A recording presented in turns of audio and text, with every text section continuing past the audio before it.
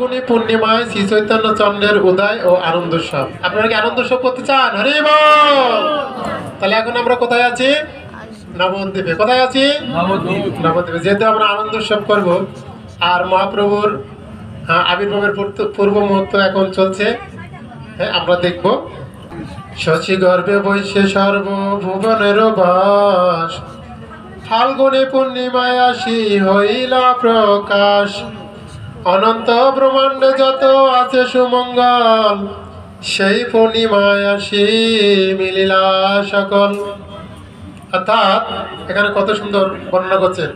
শচী গর্ভে বৈশে সর্বভুবনের বাস, ফাল্গুনী পূর্ণিমায় আসি হইল প্রকাশ। অর্থাৎ শচীমার গর্ভটা হচ্ছে সমস্ত ভুবনের বাস। বাস মানে যে সমস্ত এই ভুবন বিশ্ব ব্রহ্মাণ্ড শচীমাতার গর্ভে এতটা জায়গা সমস্ত কিছু অবস্থান করতে পারে। এই এই সমস্ত বিশ্ব ব্রহ্মাণ্ড ভগবানের এই লোমকূপ, আমাদের গায়ে যে লোম আছে না, এই লোমের গোড়ার থেকে সৃষ্টি হয়েছে। তাহলে চিন্তা করুন, এত বড় বড় একটা বিশ্ব ব্রহ্মাণ্ড ভগবানের লোমকূপ থেকে হয়েছে।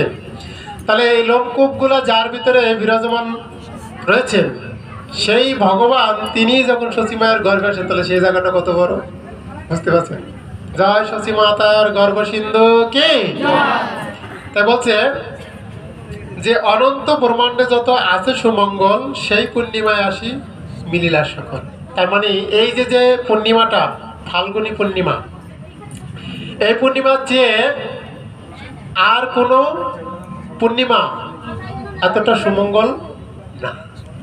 ইভেন এই 12 মাসের ভিতরে এরকম একটি দিন আর নেই। এই 365 দিনের ভিতরে এরকম একটি দিন নাই। কোন দিনটি?